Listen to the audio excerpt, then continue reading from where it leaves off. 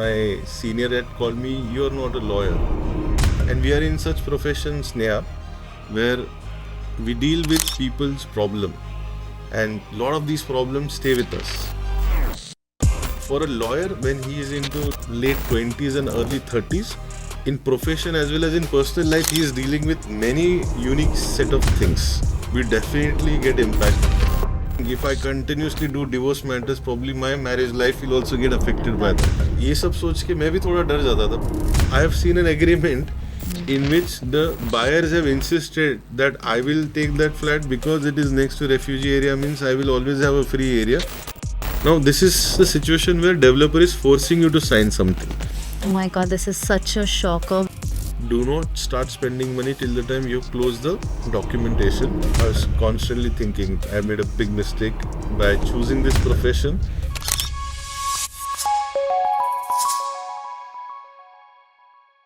Hello everyone. Today again we are having an amazing guest with whom we are gonna flip the page today on next page. That's me with Sneha Karwat. So I'm glad to invite Rahul Hingmire to our channel today, and with him we're gonna have a lot of conversation around corporate law, his resilience journey, his challenges, and what made him to not only be present in India today but worldwide. So welcome Rahul to the show. Thank you, Sneha. Thank you for having me here. Looking forward to discussion. Thank you very much. So Rahul, because हमारा theme है identity, mindset, resilience, challenges, and of course knowing more from you about the corporate law and the cross-border mergers and acquisitions, something around that as well. Just to start with, tell us, after today you've got more than 16 years of experience.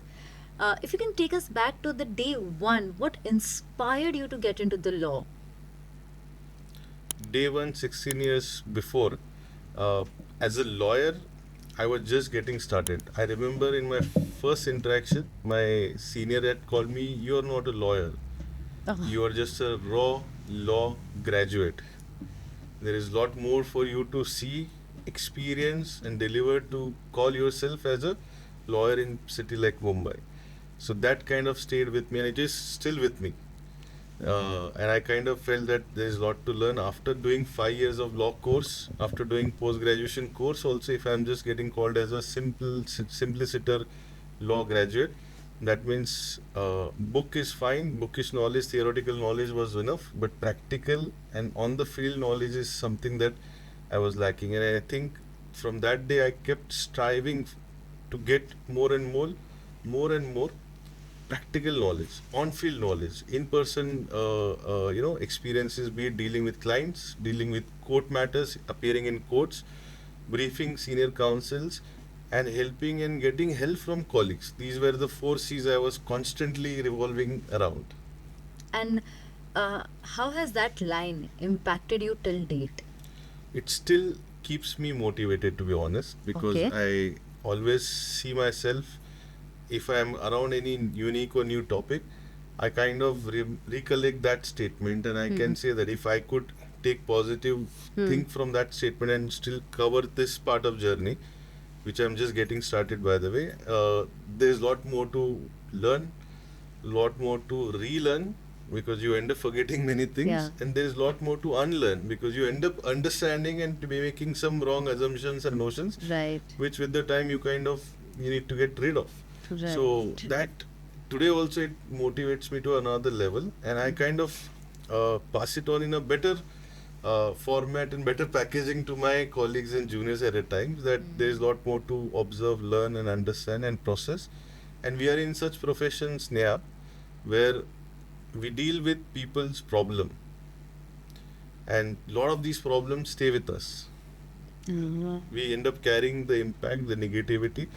So we have to condition ourselves to always remember that when we solve somebody else's problem, we also try to learn from that, so that next time such similar problems comes in, we are dealing with them with more experience, with hands-on approach, and solving it proactively and in efficient way, so that next time you don't get affected by that as you would in the first instance. And whether you like it or not, or whether many of my colleagues will agree or not, we definitely get impacted. And I always give one type of legal practice as an example. People are scared of getting into family court matters because they think if I continuously do divorce matters, probably my marriage life will also get affected by that. And I don't need to give anybody else's example. I was one of that kind of person. I kind of did 3-4 years of my first initially a lot of family court matters, and then everyone kept talking to me that Rahul, तू ज़्यादा family court divorce matters मत कर, पता चला तेरी शादी नहीं होगी, नहीं तो तू कभी शादी होने के बाद डिवोर्स भी खुद ही कर लेगा.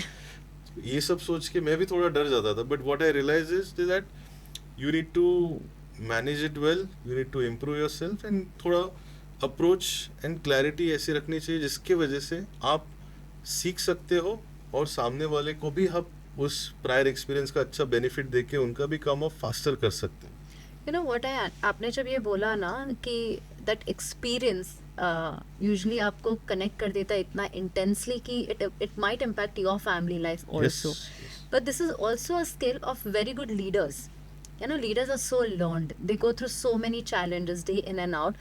But the art of, or the ability to disassociate every situation, every situation as a new case study, and able to unlearn and learn and, you know, keep aside those assumptions is very important for you to grow in life. Otherwise, you get stuck. Yes. You totally get stuck. And I think you very well mentioned it right now कि कैसे आप भी ऐसे सोचते थे, and then how you have learned the art of dissociating. So can you tell us more, because मुझे ऐसा लगता है कि dissociation is an amazing art when it comes to actors, because I've spoken to a lot of celebrities also. They also go through this phase, you know, once they're doing very intense acting, तो वो dissociate करके नए shoot के लिए prepare होना is also a hard work for them. Sometimes they also go for rehabilitation to do all of these. They take big breaks, and I'm sure you're aware of it. Again, law as a role is such role, again, because you'll get deeply involved in each and every single case. So how do you dissociate? Well, as a lawyer, and especially as a lawyer, if you are in cities like Mumbai, Pune, New Delhi, Hyderabad, you are not going to have one type of matter. So even if you are dealing with, suppose, one family court matters or one, you know, complex real estate matter, probably in the same day you may also be working or studying or reading or drafting something for another type of matter. So probably it takes maybe first 1 or 2 years for you to kind of get hang of managing multiple types of matters. With that, it's easy for us to switch from one subject to another subject. It's easy for us to switch from one situation to another situation. And it's also somewhat becomes routine practice to detach or disassociate from the critical aspect of one matter when we move to the second matter.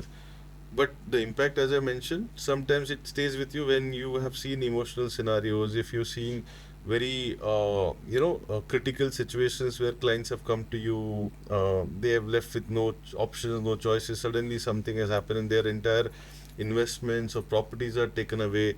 So it definitely creates impact. You get affected by that. But with the time as a lawyer, you kind of,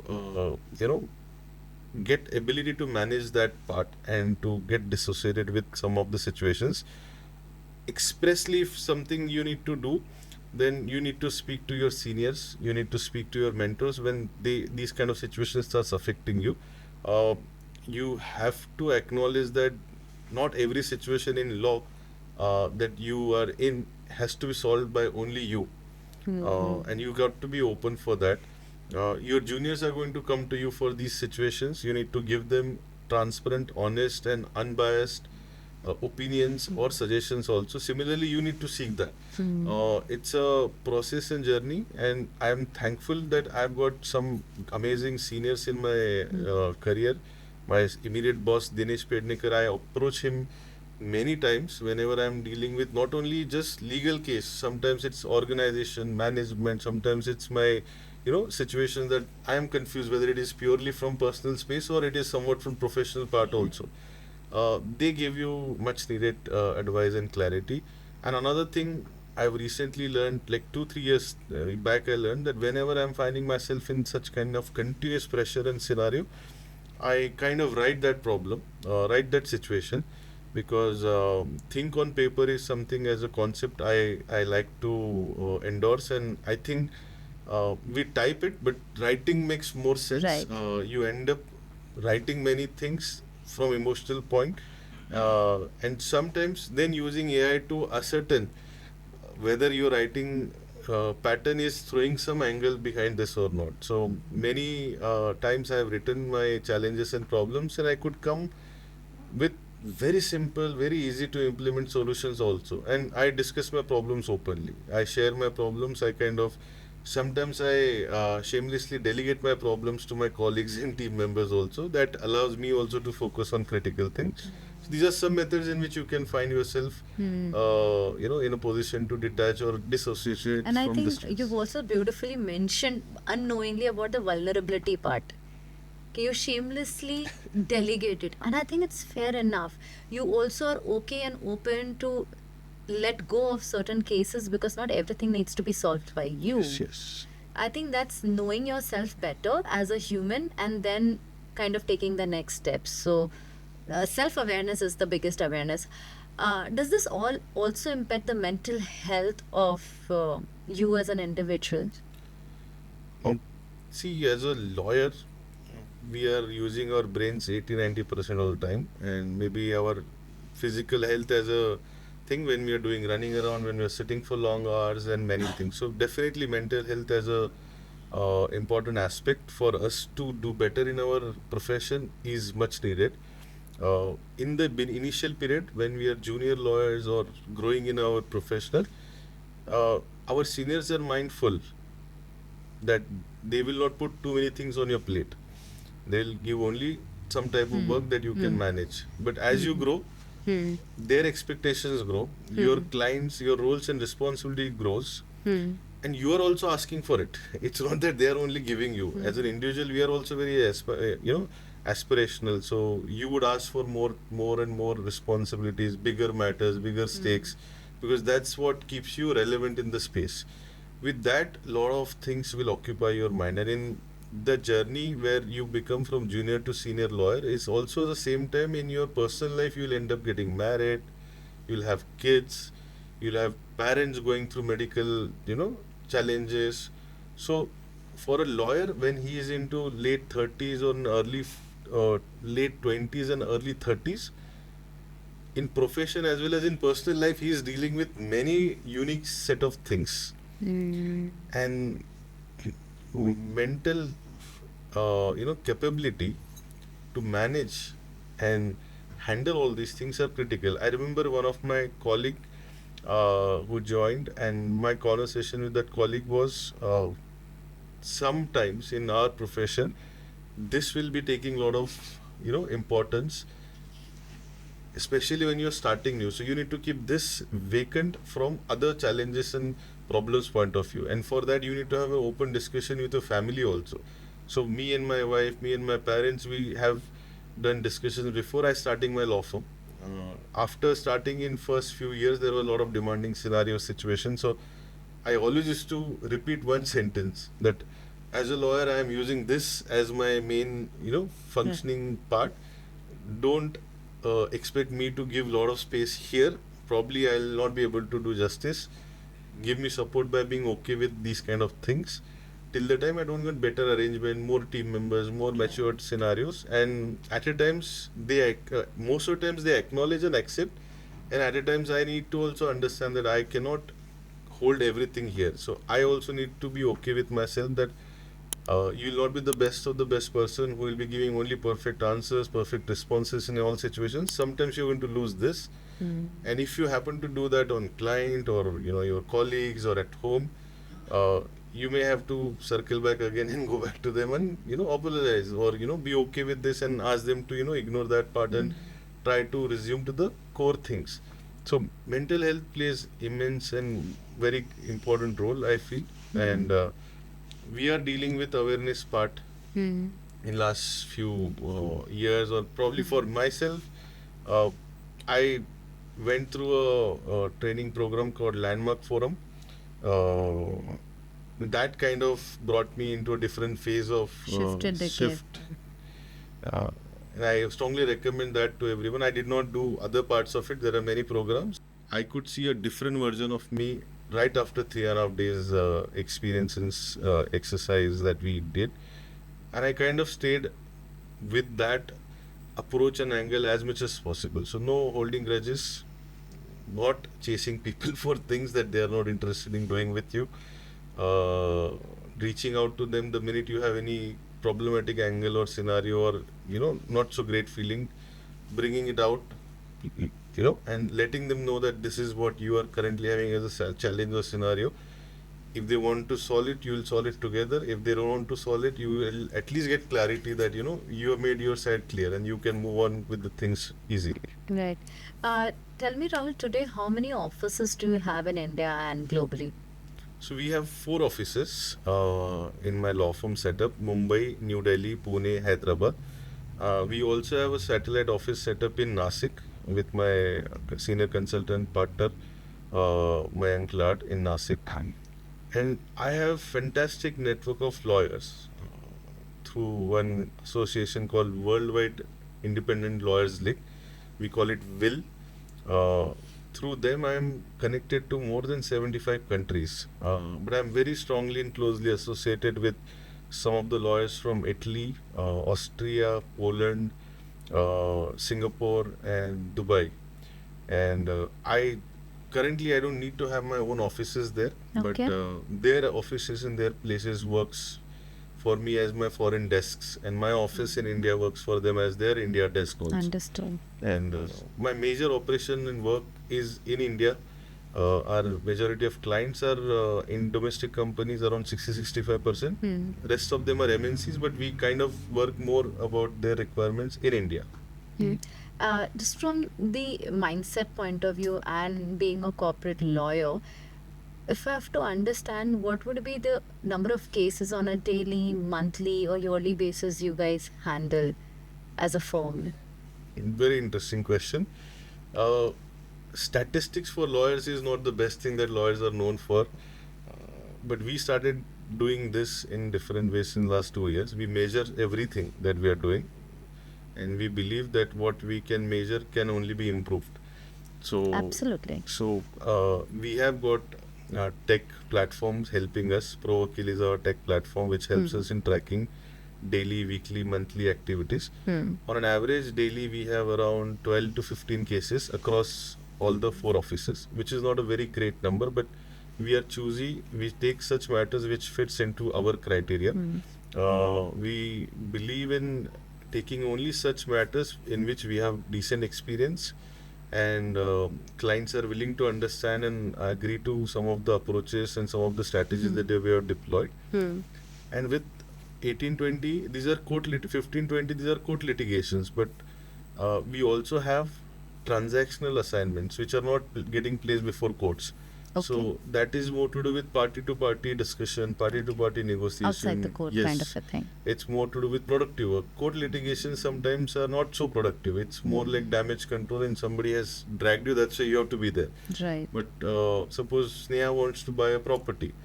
Court has nothing to do with that. Sneha wants a legal help to get the property title checked, ascertained, and then commit to the transaction and then transfer the money in safest way, so that while her transfer of money happens, right to buy that property and right to own that property also transfers to you effectively. For that also we have team members. So we have around 60% team members working on court matters and 40% team members working on all kind of transaction, be it property, be it commercial transactions and other things. So, mota you could say like what number of, where I'm coming from is to understand, when you started your journey 16 years back and today, having offices, more than 4 and satellite offices, plus your the association that you spoke about, will being part, being able to navigate through various other countries also. Was there a tough moment for you when you realized that, nobody is going to come and save me? I need to flip the page. Was there a moment like that in terms of your work? Yeah. So I remember in my last engagement as a lawyer in earlier firm called Haryanian company with Amit Bhai and my senior was Dinesh. I remember after joining of that firm in 1 month's time, I kind of managed to make some mistakes, and I was kind of not very apologetic towards it, and I kind of took it in a very different way when they were criticized these mistakes in my approach. And as a result of that, I was kind of given an ultimatum that this is it, you are not good enough for us unless you change yourself. And I was trying my best, but I was still feeling that things are not falling into place. So nothing was hitting effectively, and I was constantly thinking I made a big mistake by choosing this profession. Not about the firm. Firm was the best firm and was the best decision to be in. But as a lawyer, I was not capable of handling clients. They were misquoting me, or I was misreading them. I was not able to appear in court properly, and I was not getting the orders that I was hoping for. I was not preparing myself properly. I was spending crazy amount of time in the firm. I used to go in morning and used to leave late night. Still nothing was working for me. But my efforts were not channelized properly, and I was not open for my struggle. I was not discussing with anyone. I was just hiding it. So when I was hiding all of this and I was just allowing my results to speak, uh, I was not getting the desired thing. And one day my senior made me sit and understand, and that time I kind of opened up and told him that I am willing to give more than what is required, but I am just not able to get it, and probably I am not cut out for this. So I need to find out something else that can work for me. And some important sharings my senior did was, break your challenges into smaller parts. Just focus on your next phase. Don't think about entire thing in one go. And you're not doing this to impress anyone. You're doing it because you got this opportunity. And what you can learn from this opportunity is something that will help you in excelling in the next opportunity. So just focus on the first phase of your problem, not the entire problem. And you will definitely make better, scenario out of it. As we speak about the opportunity, Dhirubhai Ambani's world knows about him, he was once working at a petrol pump in Yemen. And when other people were finding it very difficult and ruthless, he found an opportunity. Coming from the opportunity mindset, do you think when the deals get tougher, negotiation gets harder, for a lawyer, spotting that opportunity becomes a thing? Absolutely. And I think how do you do that? best way to find opportunity for lawyer or any professional is to keep the dialogue open, be it with your client, be it with your opposite party. If you're specifically talking about tough deals, that means we are discussing with someone, right? There is a counterparty. Yes. The counterparty will have some representative. So trying to keep the dialogue open, always try to find 10 reasons for your point, not one or two. Don't be okay with one or two supporting reasons. My learning from my experiences is, if I want to achieve one point in the deal discussion, and if that one point means something great for my client, and there is one or two reasons that client has given me, I need to find 10 good reasons to support that point, and need to translate that or share that in my conversation, because of which the other side should get an understanding that there are some outcomes that may also give them advantage or give them benefit also. And I always see that when parties decide to get into any kind of transaction or deals, both of them are having a linked objective. So rather than just focusing that we need to complete the deal, I try to ascertain more and more about their end goals. Where they are going to take this. What is it that ultimately this deal is going to translate into? Interesting. That's where you can actually find more and more synergy based solutions that can open synergies for both of them. I remember we were dealing with a land transaction, and my clients and the buyer, I was for seller and my counterparty was buyer, led by a big real estate advisory firm. One of the, like how in CA firms we have big fours, Right. in facility management and land advisory work at global level there are big four and big five. So the counterparty is one of the big four or five, and they were not able to share the end goal of the client. So I insisted for clients to have meeting. In that meeting I kind of checked out with the buyer as to what is their end goal.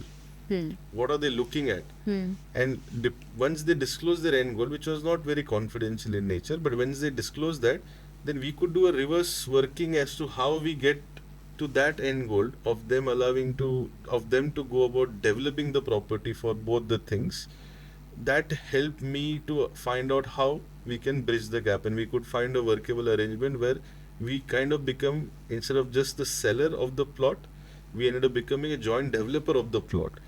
And my client was also going to take some benefit from that development ultimately, because that's what you do. When you sell something, you need to reinvest that money. You can't just sit that on that money, right? So we found that there is a pain point that the buyer is going to experience, and there is a requirement that my client is also going to deal with. So let's try to merge that together, and that helped us to close the deal very quickly. And this deal was above 100 crore CR plus, and such deals are also dealt with in a manner where open conversation can drive the things.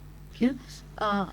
As per the data, approximately 200 million people face mental health conditions, but nobody is talking about it because yet our country is not ready to, kind of experience this kind of conversation. I've watched one of the famous series called Suits, which is one of the well-known, and the kind of experience as an audience when we see, I see there's so much of intense pressure, stress, flipping of conversation. Like you said at the beginning, you have to use everything from here. When you go through stress, how do you handle it? For us, there are seasons, Sneha. Lawyers go through patterns of stress levels. Patterns of stress level, okay. Because our work hours, our deliverables are linked to many a times courts functioning.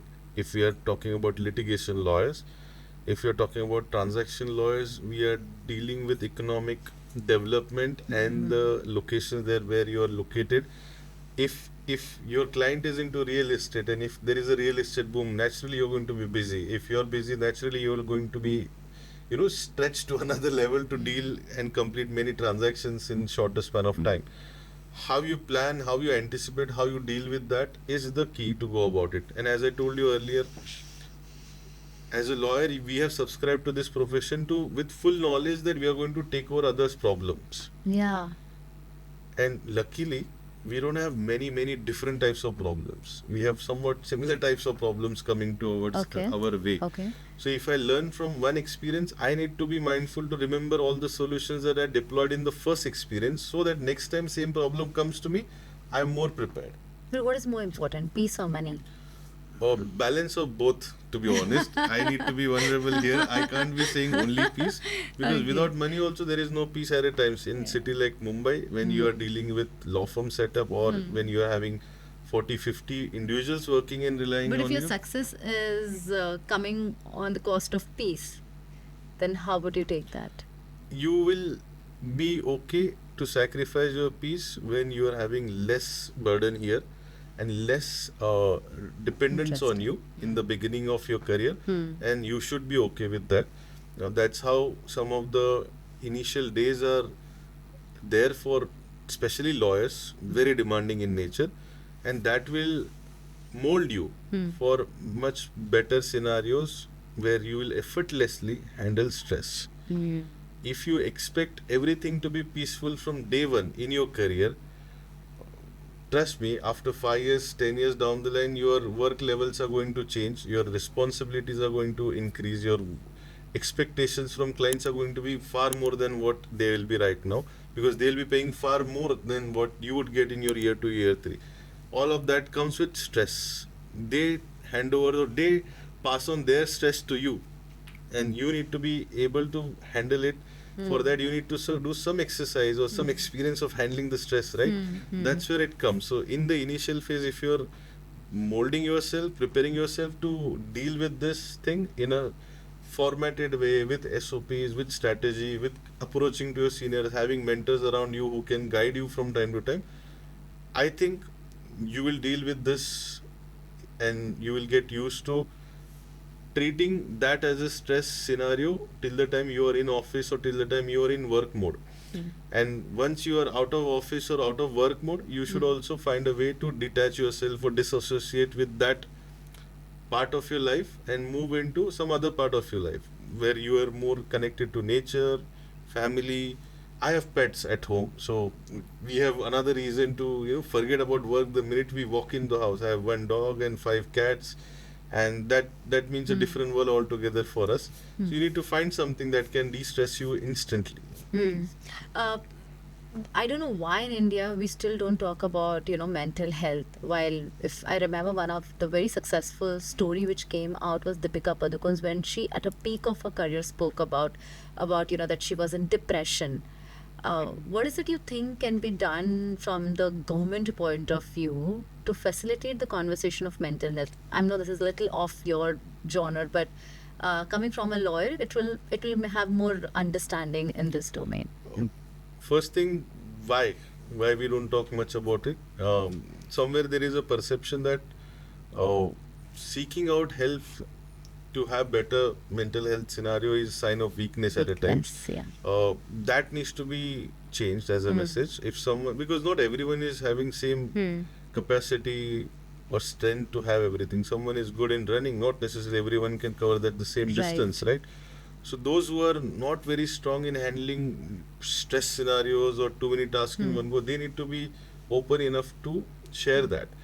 And when these kind of conversation starts happening in your office premises, in your home, within your friends and community, that will give you more and more encouragement to keep that sharing on and open. Fortunately for me, I got some good seniors, and in my current scenario, current office also, we encourage the dialogues, we encourage the situations, and we kind of bring some external experts, not necessarily only lawyers. We bring experts who have done great things in their journey as judges, or journey as IRS officers, journey as successful business leaders, someone who has pivoted from A business to B business, or someone who is doing 20 different businesses. We try to bring them in. We try to have open dialogue and discussion. Sometimes that also eases of the pressure, because what lawyers think that there's lot of things that they are riding on them as a professional. Sometimes they get to see a different side of client when this sort of sharing is happening. And lastly, in terms of government's initiatives, I think it needs to start as a topic subject from schools. I think it needs to be also a directive that needs to go into government offices, and there should be like how yoga drive was done. So there is a health and well-being angle that government has deployed across the government offices and sectors. Something similar to that also can be initiated, where there is programs, dialogues, discussion, Also for acknowledgements. professionals like yourself, but there's so much of stress that you'll take day in and out, and I was quite impressed to hear the word that you get into the game. You basically absorb the client's stress, so that you have to deliver it and you understand them better. So coming from the entrepreneur point of view, every entrepreneur has a moment where they have stretched themselves, and that's become their resilience story and also a turning point of their career. Tell us one such story of your life where you felt that this moment changed my whole game.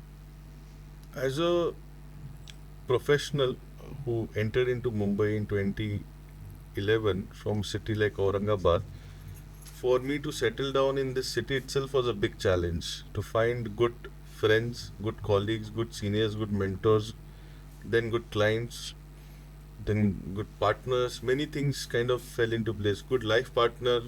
Uh, Many things needed to happen, and I am very glad and I'm very fortunate to see all of that falling into place for me. One critical moment or one resilience story, if I have to talk about, is uh, probably my transition from a lawyer which was working with a law firm where I was reporting to my partners, to a thought process and to a decision that I would be starting a law firm along with my ex-colleagues, and one of them was my classmate also, in a market where I'm directly going to compete with the same firm that I was in. And I still had to disclose this thing to my boss, my seniors, that look, sir, I want to exit, and probably from tomorrow onwards, I'm going to start competing with you. Uh, but that conversation I take, did in most transparent and honest manner. And there was some request from my seniors, and I kind of agreed to that.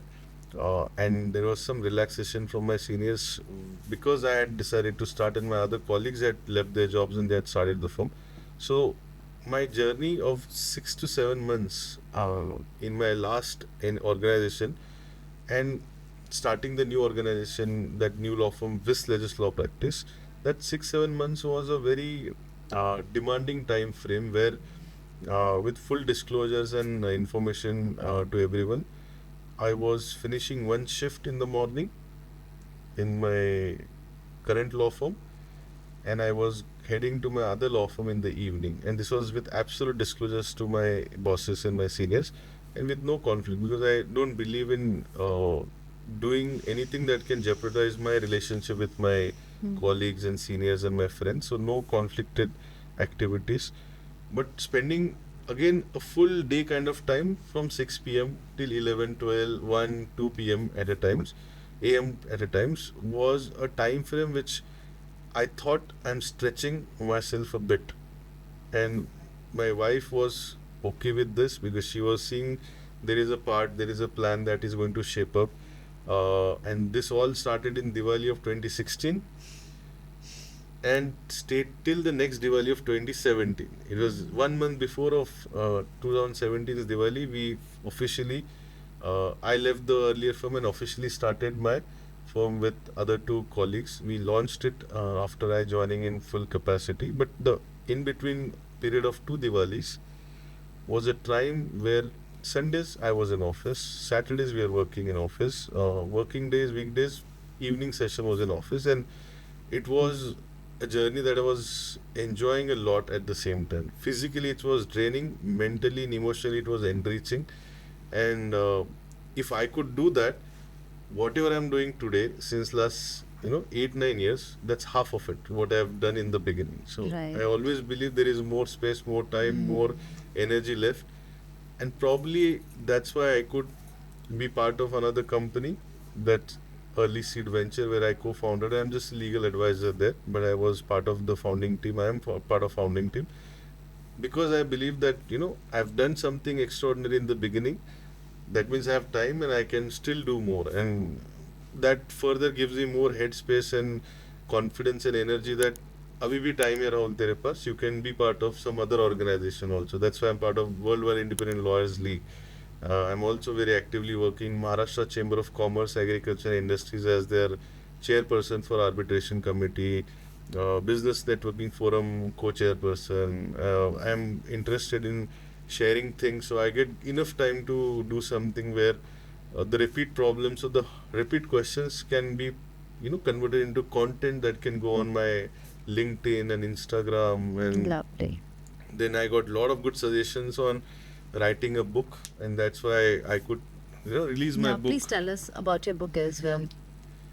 It's called 54 Legal Secrets Before You Sign Redevelopment Agreement. Redevelopment is a process that Mumbai, Pune, Thane, Navi Mumbai kind of localities are experiencing left, right and center. Every third building in Thane is talking about redevelopment or is in redevelopment. Every fifth Yeah. building in Mumbai is Yeah. experiencing a scenario that they have to go for redevelopment. And my Right. book talks about 54 critical points that society members should know before they sign redevelopment agreement. And the 54 points are explained in such a way that they can pick up that one topic and they can start discussing with their lawyer, their project management consultant or their developer, and they will be well protected in that. The goal of giving that book in the hands of society member is to enable them to understand they're dealing with a very critical project of their life. For developer, this happens 3-4 times in a year. For society, it happens once in 30-40 years.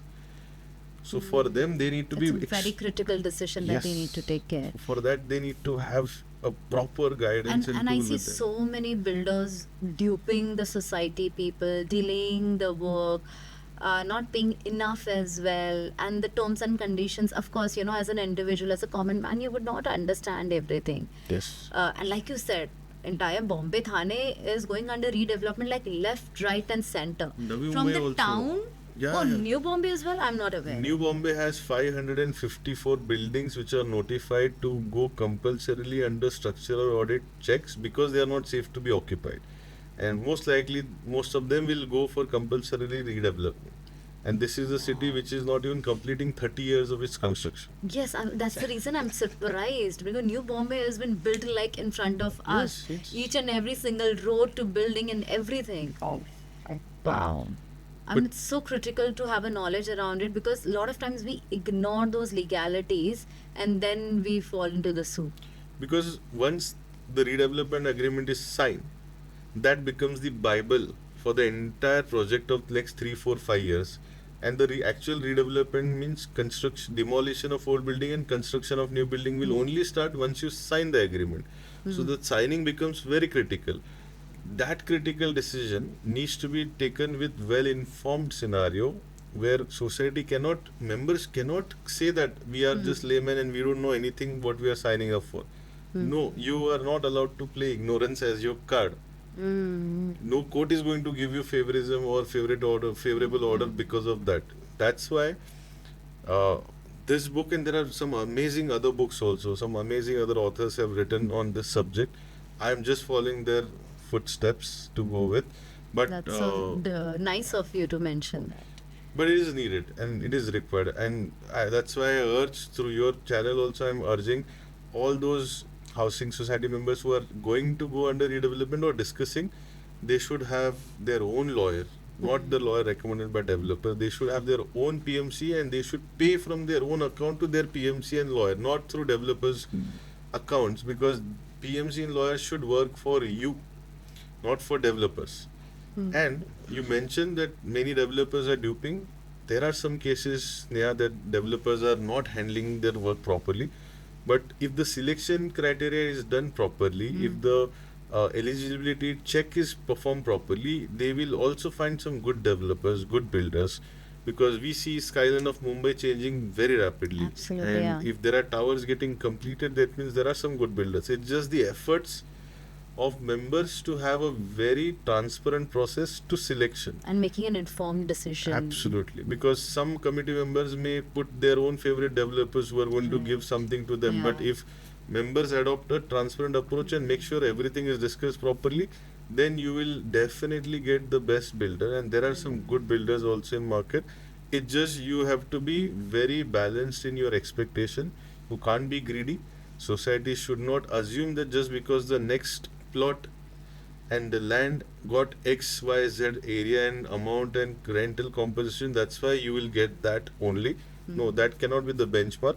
Each plot has its own eligibility criteria and its own benefits and own FSI limitations and own marketability value. So you need to be mindful about ascertaining that and then expecting things. This is very informative. I'm actually gone thinking about it. It's very nice because just to move further, there are a lot of other developers. I'm not talking here about the redevelopment, but developers where they have certain legalities which is only in their favor, but not in the favor of the consumer or the person who is purchasing it.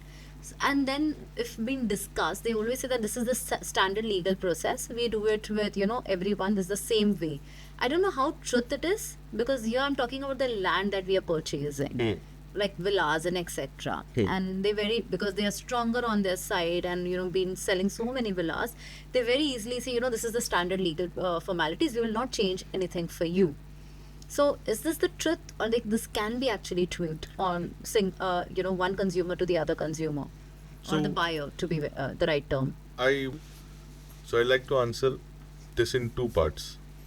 First is, can developer force you to sign the formatted agreements without allowing any changes to be recommended? If you are going as a buyer of a plot or villa or an apartment. Let's say that they are forcing you. Yes. So choice is yours, and you need to have a legal guidance to decide whether the document that you are signing is standard. Because in RERA, that is the act that regulates the sale part of the project, is actually giving a format of a sale agreement. So RERA has issued a specimen format of an agreement for sale. So whether developer likes it or not, he has to follow that, and there are certain clauses that are needed to be there in the agreement. So your lawyer needs to just cross-check whether is it in accordance with the RERA agreement or not. And for this, you don't need to go to developer's office. RERA website will show you that. Yeah. For each project, there are RERA documents that developer is supposed to upload. In that, there is a specimen agreement, and in that agreement, you can see whether the terms and conditions are completely one-sided or not. And most of the terms that mandated by RERA are balanced. Like for example, in every agreement, the developer is now compelled to write the date of possession and what will be the date on which he will hand over, and failure to that, there will be a standard clause of compensation for every day of the delay. Oh. So it is mandatory. So your lawyer job is just to find whether it is mentioned or not. If not, then your lawyer can either correct that, or even if you suppose sign that agreement, although the agreement doesn't give the delay period pertaining compensation scenario, the act gives that. And then you can take that agreement to the court and get the order for delayed period pertaining compensation. Now this is the situation where developer is forcing you to sign something. Oh my God, this is such a shocker because so many villa developers do this. You know, they get your agreement signed for instance, 2 years will deliver the project, but then they don't deliver till the third year. Third year. And when you as a buyer go, they say this is how it is. We can't do anything about it. You have to test that agreement in court, in RERA, and for every delayed period, and you need to read the agreement date. There are developers who have shown that our date of completion on the advertisement is so and so date, but on the agreement is completely different. So you need to compare the dates. You need to know the project well. You need to understand what kind of arrangement, because not every project will go into RERA. If the project plot size is less than 500 square meter, and if there are less than 6 apartments in that project or 8 apartments in that project, then the developer is not mandatorily required to register the project in RERA. So that time your agreement will determine everything. That you need to be mindful of. If you're buying vacant land, there are different challenges. It's a plot gated society or you're buying it as a land owner. If you're buying it as a RERA lottee, then you have RERA protection. But if you're just going and buying land, for example, Sneha is buying land from Rahul. Rahul has decided to subdivide his land into 2-3 parts. It's still agricultural. There is no RERA project. Then your agreement and my agreement will determine what will happen with the delay period or any challenge or any dispute scenario to go about it. And the second part is any term and condition which is completely one-sided, not in the spirit of law. Even if you sign it, your lawyers can get that term removed from the agreement when they test it in the court. So there is a very clear provisions and settled law position that nowhere the developer should exploit its dominant position while forcing the buyers to sign such clauses which are not in the spirit of the transaction, not in the spirit of the act, and not in accordance of settled laws. So nowhere developer can make you sign, or neither you as a buyer also should not ask developer to write something. For example, you have a refuge area next to your apartment. And refugee area is not for anyone to buy or sell. It is for the emergency. Emergency scenario. I have seen an agreement in which the buyers have insisted that I will take that flat because it is next to refugee area, means I will always have a free area. So in order to have my control over that area, you please write in the agreement that I will have exclusive access and nobody else. And unfortunately, sometimes some developers have written in some corner of the agreement, and so members have insisted that it should be written, but society doesn't need to acknowledge it. It is refugee area.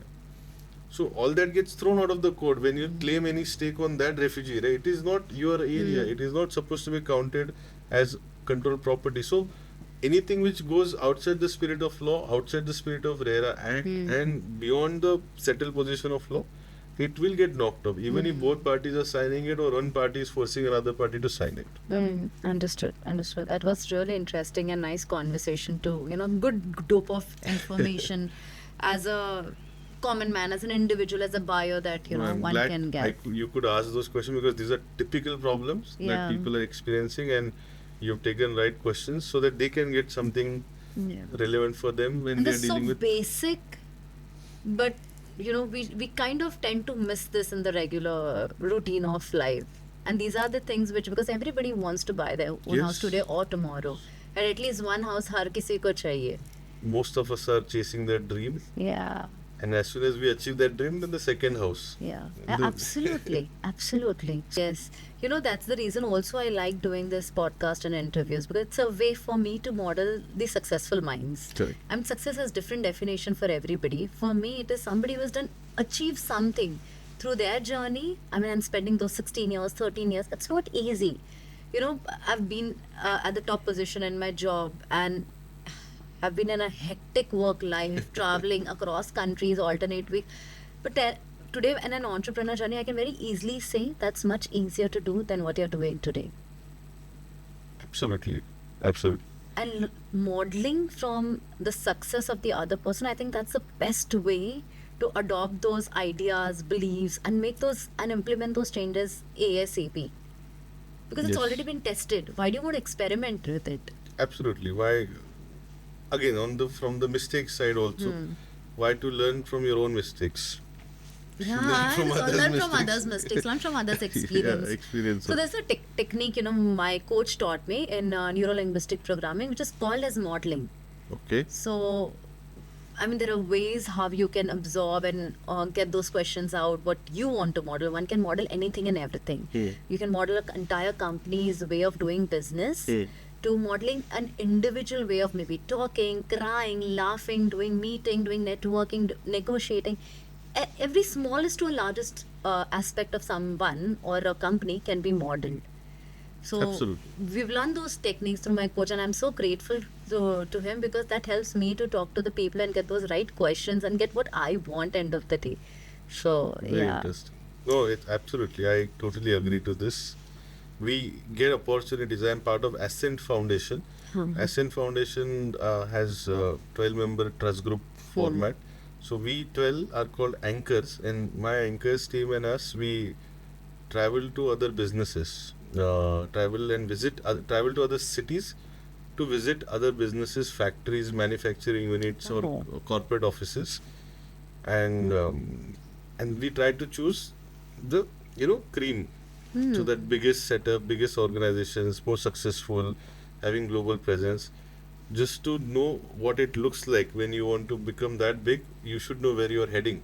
So what is that Right. size and what is that magnitude looks like, and some eye-opening, realizations and conversations we end up having there. Wow. And I mean, what does this foundation do when you'll reach out to these people? I understand there's one idea to understand कि आपको अगर वहाँ पहुँचना है, तो it's kind of knowing what they've Yes. done right, wrong, etc. Peer-to-peer sharing. Yeah, peer-to-peer sharing. What more into it that you'll do after So, that? in order to give you more understanding and clarity on the foundation, it's led by Harsh Mariwala, Marico Limited's chairman and managing director. He experienced that many of his associated businesses or vendors, they were good entrepreneurs, but they used to struggle for many things. And many of them used to reach out to him, and probably due to his schedule, he was not able to handle or entertain every one of them. So he initiated a trust group format in which 12 members from different businesses completely, no conflicting business, but of the same size in terms of their revenue and turnover, will be made part of that group, and it will be called trust group.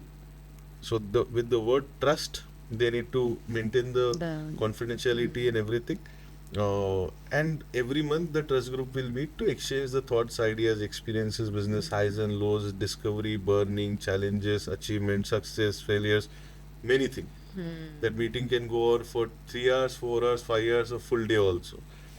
When you do this meeting month-on-month basis, you end up forming a bond with those 11 members, their inside, outside challenges and your suggestions, because sometimes you have dealt with those challenges, or now you get to know that these challenges are going to come towards your way, so you are kind of prepared for those challenges. So all these things are very relevant for all those who are managing the businesses. So naturally all the members will be the management team members of their respective businesses, and we have an option. It's not mandatory, but we have an option to do outbound, that is offsite kind of thing, once in 2, 3, 4, 6 months.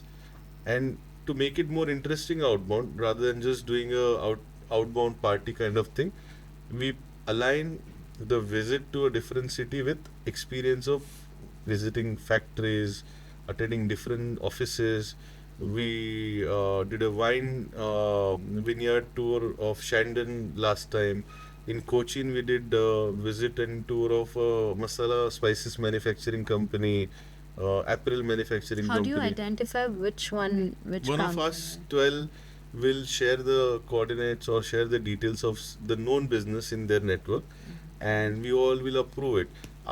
Before selecting anything, we want to indicate that most of us are interested in looking a big size manufacturing unit which is catering to global requirements, or certain types of businesses which we think are not very popular in market. Recently we went to Nasik to see a graphite products manufacturing company, and they are, I think, only one of the top one of the 5 or 6 companies in India, and they are having more than 50% market share of India. Graphite as a product, as a lawyer, I'll hardly require any time in my journey, but to understand that product and its presence and its importance, and it is used.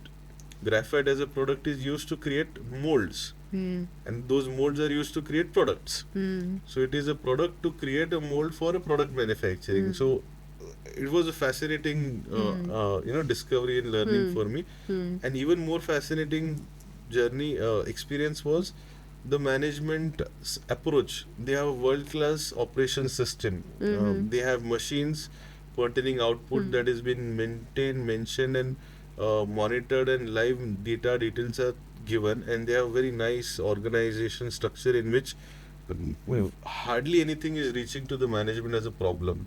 80% problem, 20%, 15% problem, 10% problem are resolved by a specific layer of the organization. I think that was very well thought, well process driven structure that I have seen in recent time. And now I got a lot of ideas to build it up on that in my own office and setup. So these things happen. Selection is not very complicated. We need to know about that company. Like Amul, we are going to do it next time in Gujarat. We have done earlier Zytex in Vadodara. How Cochin we have done, Ahmedabad we have done. So there are many locations we have explored. Nasik we have done, Aurangabad we have done, and we get to learn a lot. And the visits that we do, the managements are also very gracious and kind enough to share many things. Sometimes they're confidential, so they request not to talk about it. Sometimes these are normal practices; they don't mind talking about it, and they share their own learning journey. Like this person that we met in Nasik, he shared his journey of how he went to Japan to learn on many things, and that he implemented. He is a big follower of Toyota's operation model. Yeah. And there's a terminology for it. I can't. Kaizen. Kaizen. Yes. Yeah. So Kaizen theory. Yeah. So I have a client called Kaizen, and I've asked him also a few times, but this experience and discussion gave me a whole together different insight on Kaizen. And these kind of experiences for lawyer also, it's a disassociation from the routine activities, and to find yourself into a much more organized, well-oiled machine kind of thing, working in with 100 200 people. And then when you come back, you've seen much larger scenario setup, so any problem coming to you doesn't bother you, doesn't cause you that stress, because you have seen some great level of stress there. Yeah. And challenges there. So these are then petty things that you can easily solve. And I have an interesting way to solve problems in our office. Anyone who comes to me with problem, or anyone who goes to their senior with problems, they also have to write 3 solutions for that problem. We call it help slip.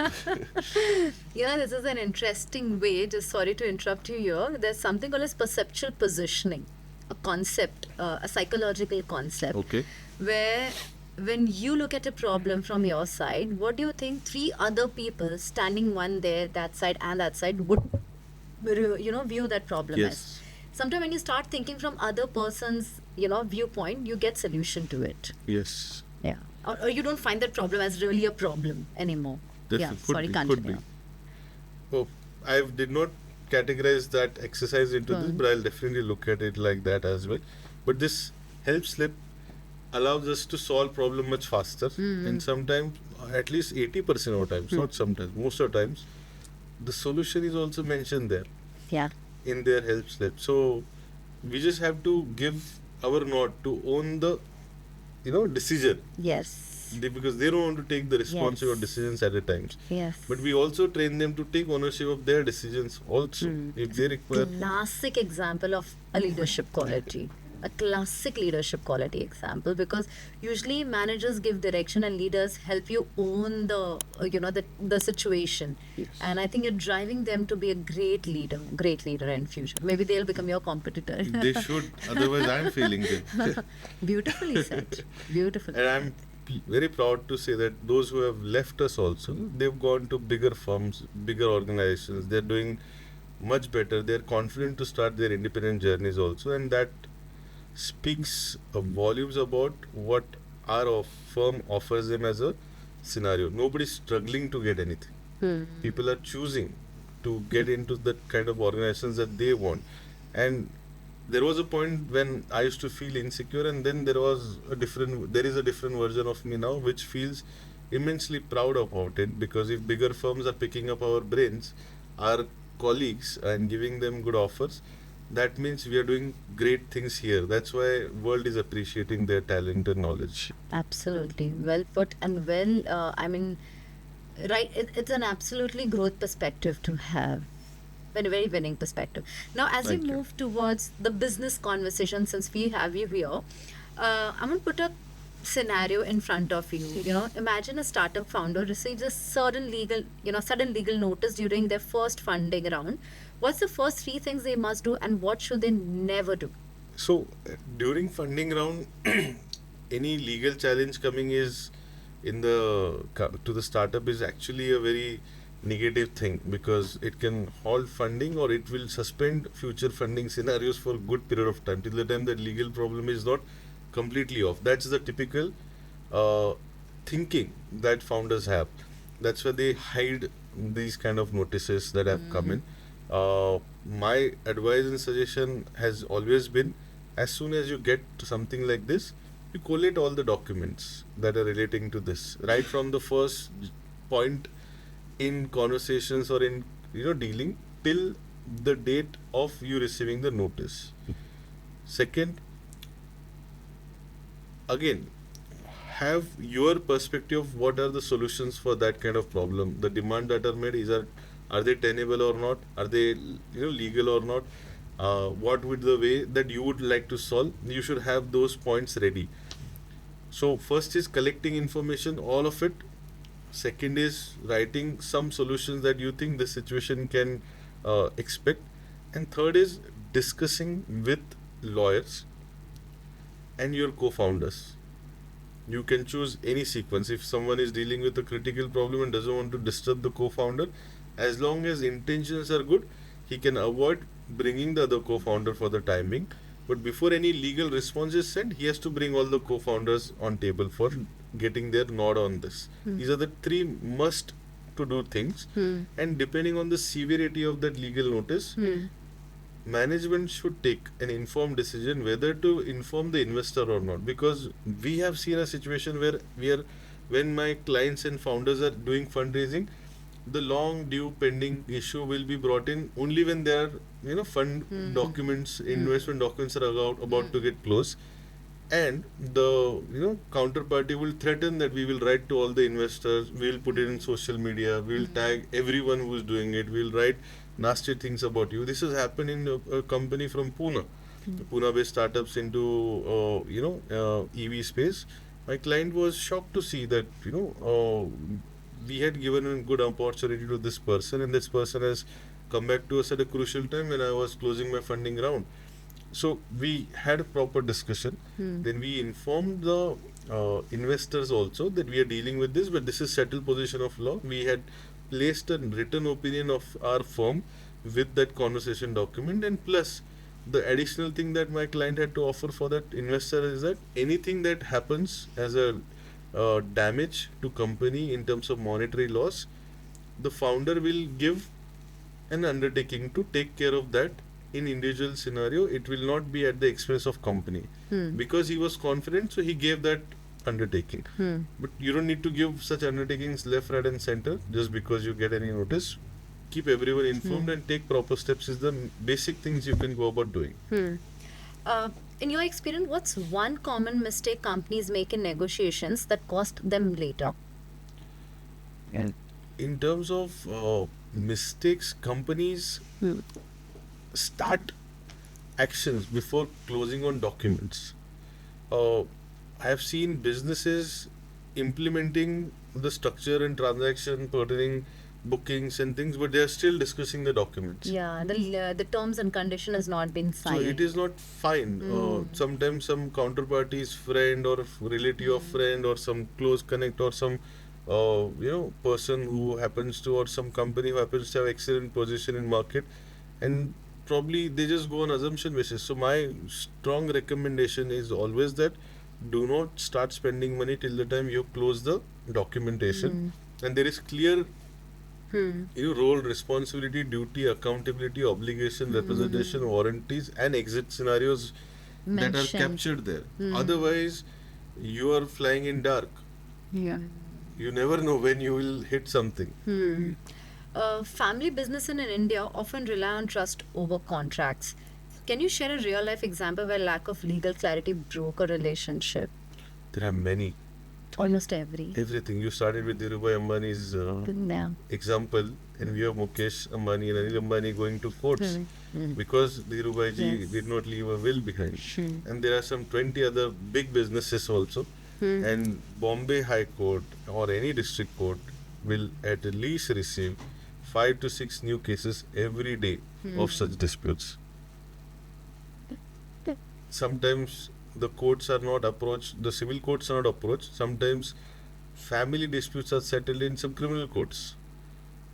Sometimes family disputes in which husband and wife were working on businesses and they are ill-advised to take it in domestic violence and some criminal matters and other things also. I have seen a family dispute, a divorce case causing company law tribunal matters, 138 check bounce matters, company winding up matters, property dispute matters. Wow. It was chaos, complete chaos. So my advice, my strong recommendations to many of those people who approach us with these kind of problems, when they are in problem scenario, you have to understand that it's a relationship which is now become sour. So for it to come back to normal, it's going to take some time. So we try to approach with more solution oriented scenarios to go about it.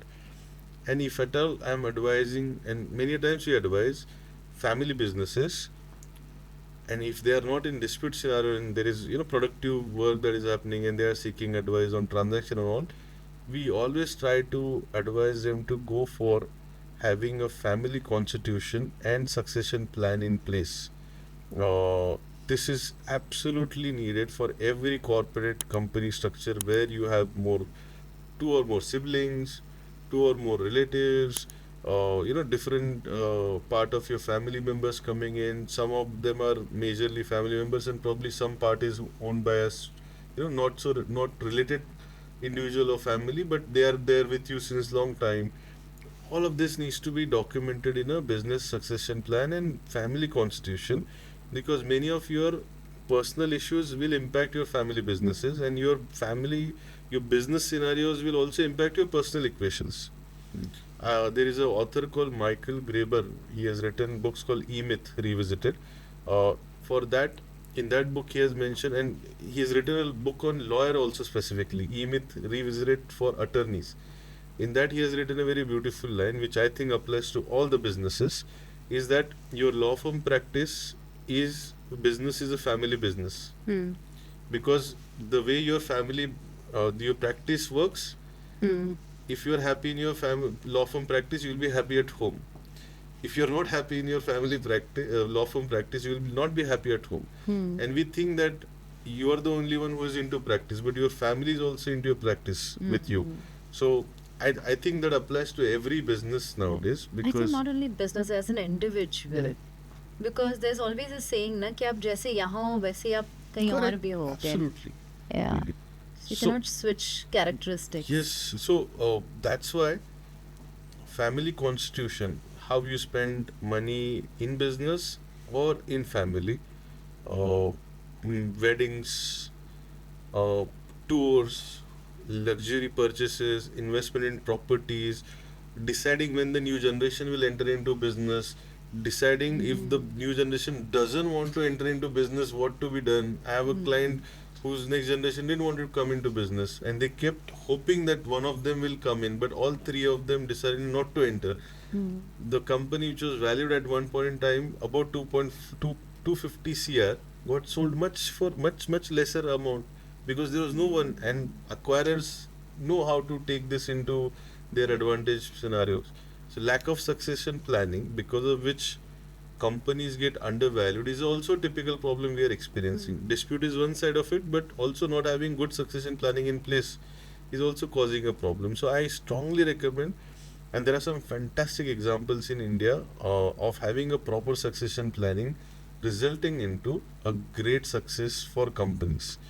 And it requires a process. You need to have good consultants, you need to have good lawyers who can understand and structure things for you. And it's not an overnight thing, it's not a will or buying selling of a property.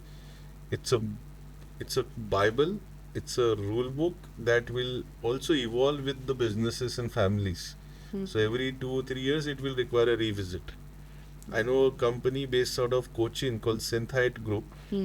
They have implemented family constitution, and they call it Blue Book. And Forbes magazine, Forbes articles have covered their journey on this, and this was something as a reason that the management or the senior members of the management quoted, that this Blue Book of ours have helped us in avoiding all those kind of disputes or confusing scenarios or misunderstandings that typically a business in which there are 2 3 brothers and their kids and their relatives are entering into and taking up some parts of the businesses to operate or lead or explore things. Another excellent example I can say how well documented structure in family can help you. There is a famous company called Merrill Life Science. Yeah. The Bilakia brothers, they operate at a different level. They are not out in public at all. Their businesses speaks volume about their operations, strategy and style. And this is a family, Sneha, in one lifetime, they have successfully developed 3 totally different kind of businesses. And out of those 3, 2 they have sold it to Germans. It's very difficult to sell anything to Germans, that too if you're from India. And they have sold manufacturing units to 2 German companies. They were into ink business. They successfully sold it for multi-crore deals. They were into crop chemicals. They sold that. They are into now medical implants, which is already valued at a different level. Dhoni is their brand ambassador, and they I have. think I've seen this, which one you're mentioning about. But when you mention about Dhoni, I think Yes. they're related. And the best part is they solved a problem. It But was don't you think, I'm just curious, does B2B products can also have Dhoni as a brand ambassador? see why they brought Dhoni is a second point that I want to cover. The critical point that they did, because of which Dhoni also must have got excited to be part of this, is problems that Indian medical implant manufacturer were not able to solve was the implants that were brought in into India, claiming that import quality is the best quality, was causing more harm to Indian bodies, because our body structure and shape is not as per the Western European body structure. So their implant sizes are much bigger, and because of which the cutting of bone was more required.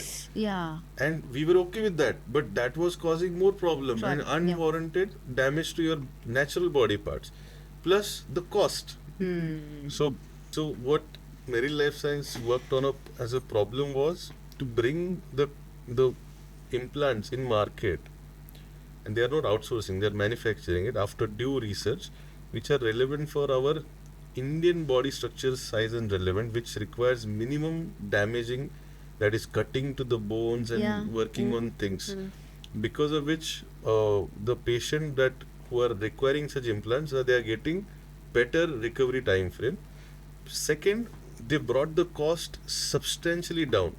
They found alternate methods. For example, the valves that you need to put, a stent that you need to put in your bypasses and all, they reduce the size which are actually required for our arteries, our veins, and Western Indian body type. Indian body type, and the cost is literally 20% compared to the Western products.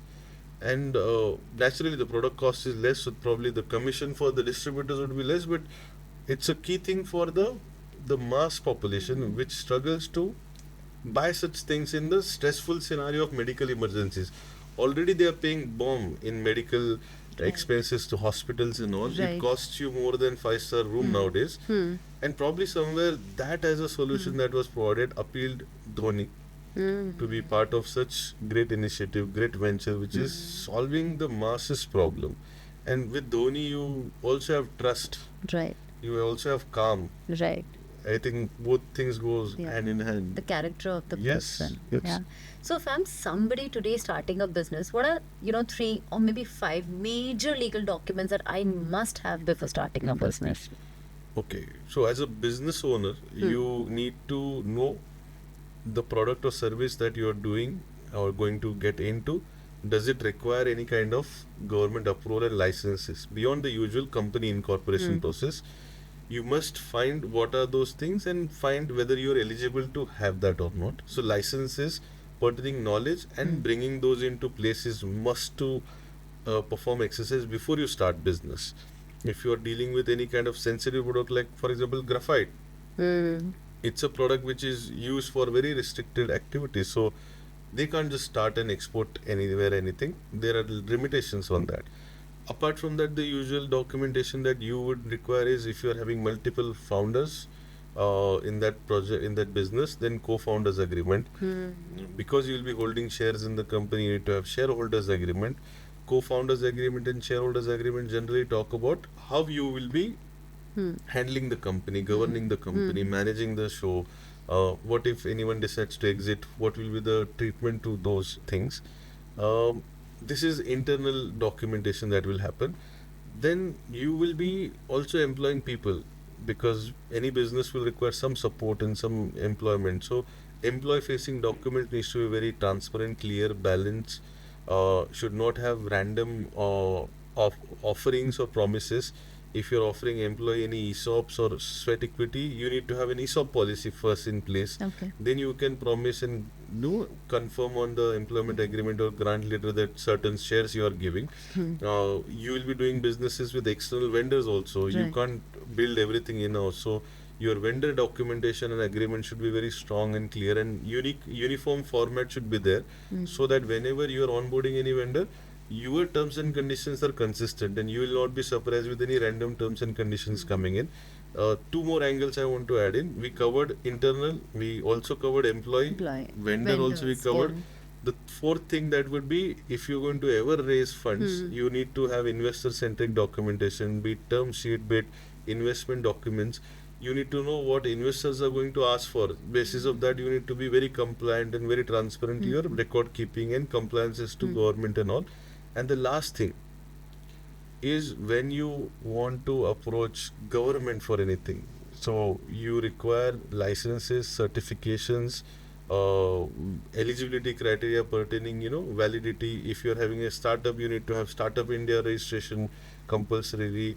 You can get many subsidies, many benefits depending on what product you're in.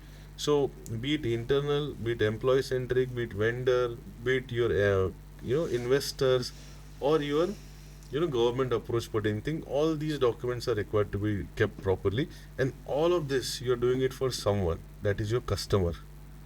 So for customer, your terms and conditions, either from website or from your purchase orders, should be very simple, easy to understand, transparent. Your refund policy, cancellation policy, liability, indemnity, all of that needs to be well understood by you before you start selling anything. You can't build that on the go. So all of these things should be kept in mind.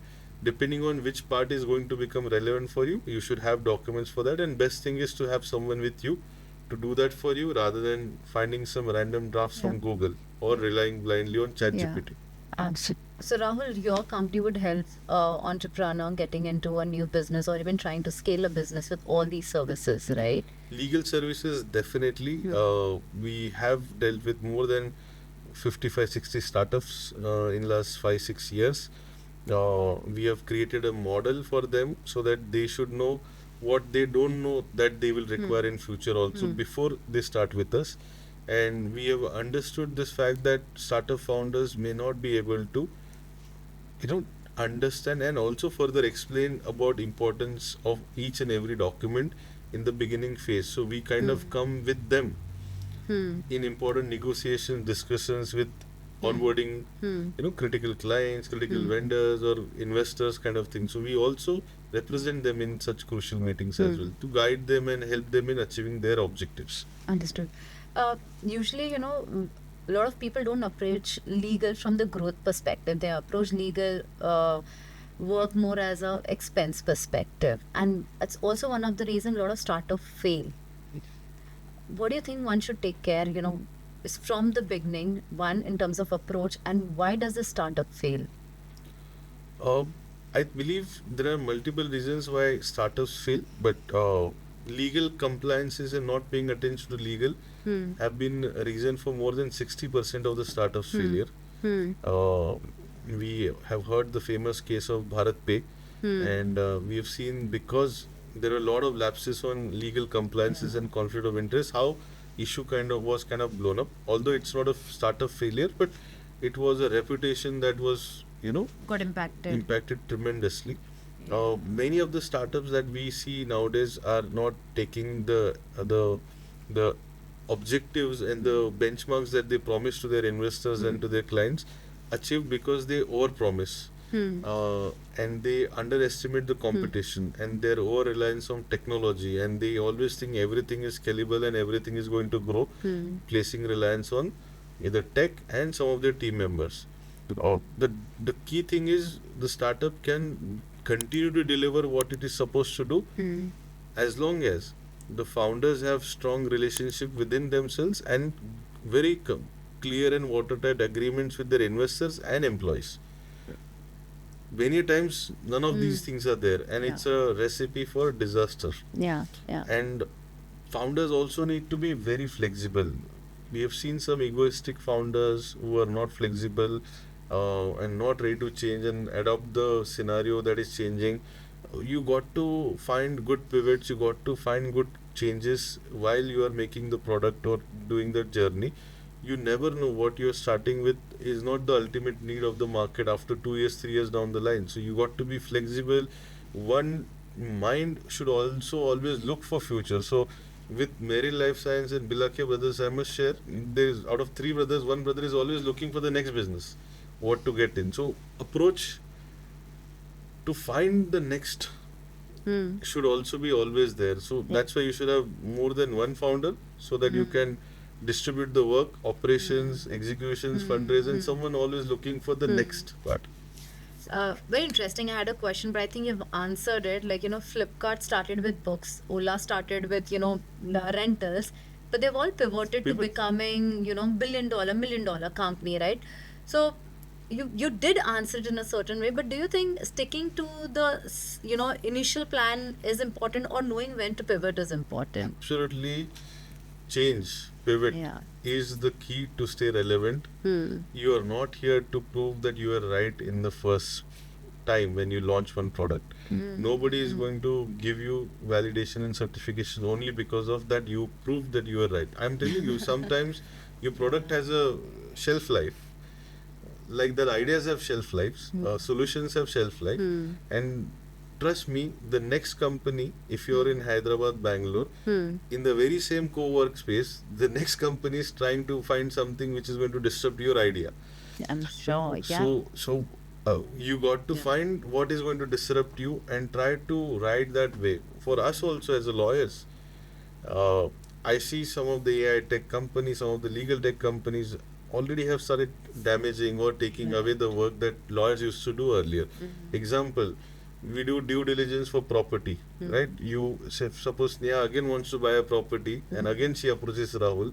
Rahul will, do the due diligence for Sneha, and will tell who was the earlier buyer and is it clear property or not. Now imagine there is a tech company giving the same service to Sneha based in Bangalore for 1/20th of the cost. True. So it's a disruption, right? Yeah. So I need to find what is going to disrupt my practice or my offerings, and I need to build more on something that tech either is yet to touch or will never be able to get hold of it completely, and focus on that, or use that tech to maximize your output in some way. Yes, Whichever way it works absolutely. best for you, you need to do that. Yeah. Rahul, if law is a battlefield, what's the shield and what's the sword every lawyer must carry? Shield is your experience, and knowledge is your sword, Yeah. because you can achieve great things with knowledge.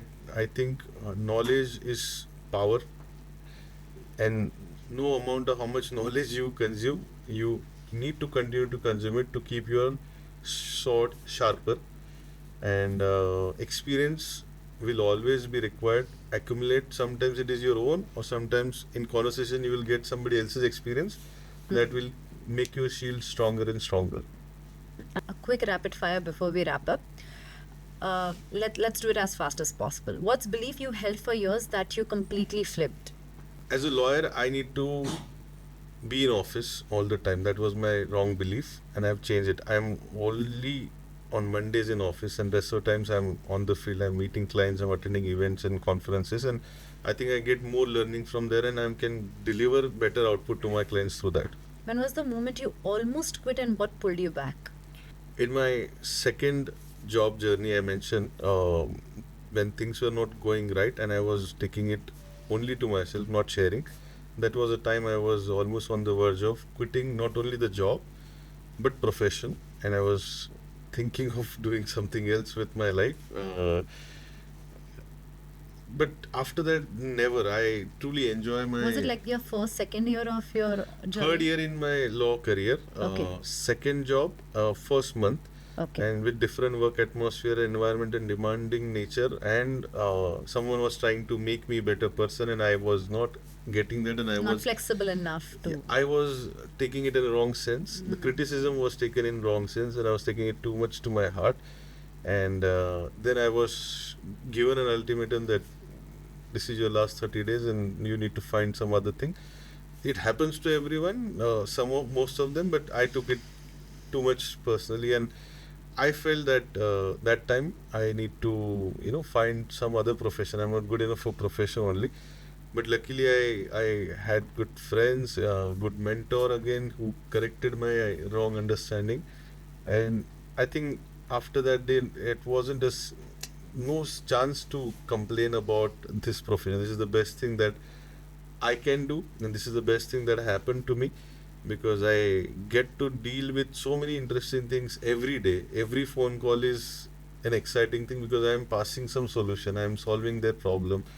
On my way to this place also, I was dealing with 3 different cases, and it was important. It was relevant for them, and it was exciting for me. And my clients are flexible enough to allow me to do all this from my car, from my home, from different cities and countries. So I'm thankful for that. And I don't think after that day, and that day also I quite remember, it was July 2020, 13, and probably towards the end of the month.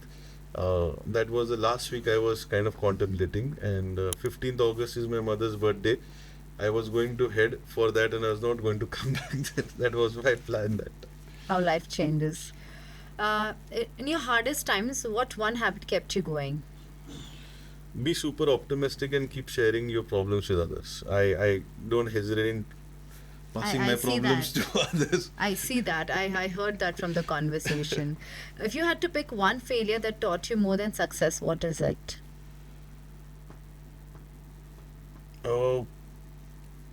I lost many times good clients, and my biggest loss I could see was my very first client that I got.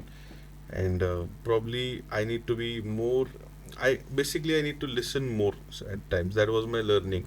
Uh, Prior to losing that client, I used to talk a lot before understanding what clients were looking for. And this happened in 2018, and that changed my mind absolutely, because this client helped me in starting many things for me in life. And I lost him because of purely I was not able to hear what he wanted to say. And I kind of had a deep reflection. I spoke to many colleagues of mine with whom I was sharing that client, and my wife also, Supriya, and ultimately it came as a conclusion that I was responsible. And I also feel many of the challenges and failures that you deal with in life, you are always responsible, because either you could avoid it, or either you can approach it properly, or you could set some boundaries so that it should not cross it. But here my life changing approach was, you need to listen more. Probably in that explanation only you find a lot of solutions. What is a risk you regret not taking? I should have started my law firm much earlier. That's the thing that I regret. I always thought I need more time, but I should have started probably in year 3 or 4 only. How do you define success now versus 10 years ago in one line? Earlier success for me was hitting the targets of billing and fees and some orders in courts and completing the transaction. Now success is, all that is part and parcel of journey. Whether it is making a positive impact on my colleagues first, they are going to be with me for all the transaction or legal work. So are they growing? And then client, and then the management and brand. Because if these two things are taken care, ultimately we are supposed to grow only. So Right. if they are positive and happy, that is the ultimate success. That, and it's not just to impress. It's ultimately, it has a deep connection with everything. If my team and clients are satisfied and happy and positive, I have very less work to do then in that. They are self motivated to achieve more, deal with more. My clients are the biggest source for getting new work. If they are happy, they'll bring me Right. a lot of things. So my job is reduced there, and Yeah. then with less stress, consistent outcome, I think you are bound to be happy. And if you're happy with the outcome, that is success for you. Right. What's your go-to strategy to handle your mental health tips? Or think on paper, One thing and lost. and also be open about sharing your problem with your mentors, the people you spend most of the time with, so that they should understand what space you are right now then operating in terms of your thinking, so that they can give you sorted solutions. One thing law school never prepared you for. How to handle clients when they are not ready to apply legal solutions. Court colleges never practicality, especially how to handle clients, because prep of court appearances and all is there, but ultimately legal profession is about client's problem. If you remove client, then there is no work and there is no profession for lawyers. So how to handle clients is a key thing that we need to learn. One last word. How do you want people to remember you, not as a lawyer, but as a person? As a individual, I think I want anyone who has crossed, or anyone with whom I have interacted, they should remember me as a empathetic solution provider.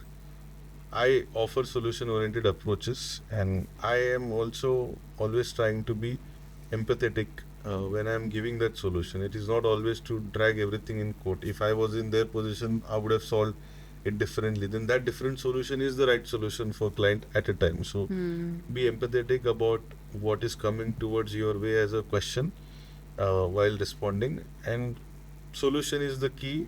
We have many options in life to fight, but if focus is on solution, you can save a lot of trouble which is non-productive in nature, and you can then expect that person or that client also to think of you in good times, think of you in all the situations, scenarios, and that should be one of the reasons why many of my clients are very good friends of mine now, and we are doing beyond the law part as well with them.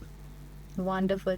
I think, Rahul, this was one of the most powerful conversation we had on the next page, where we spoke about with the corporate lawyer on leadership, on mergers and acquisitions, not probably mergers, but on leadership, on startup failures and startup case studies, and what kind of a resilient mindset an entrepreneur must have, and when to pivot because it's not never about making your first success. So I think I love this conversation, and every entrepreneur, a newbie starting into an entrepreneurship or even their journey, their career basically, must hear this podcast. This was very interesting. Thank you, Sneha. Thank you for having me on this podcast, and you had some amazing questions. Thank you I very hope I much. could do justice with my answers, and I hope the viewers enjoys it. And I would like to mention about the book part. This is for housing society members Yeah. primarily. Although I'm a corporate lawyer, real estate lawyer, but this is something that multiple times same problems are brought to us, and it's an attempt from our side. And this is a collection of all the solutions that my team members have given. So therefore, there are extensive gratitude notes for my colleagues that are mentioned in that, and they deserve it in fullest extent. And- I think society members will be well equipped for this. It's available on Amazon and Flipkart and Notion Press. With this, you will save lot of hassles and problems that sometimes can turn into a crore worth disputes. That's right. And if somebody wants to reach out to you for your services and solutions quickly, where can they find you? We are available at our offices in Mumbai, Nariman Point. Our website is there, www.vllp.co.in. But this is not a shout out or attempt to solicit clients. It is, I am available on LinkedIn and Instagram. If you have genuine problem, just message.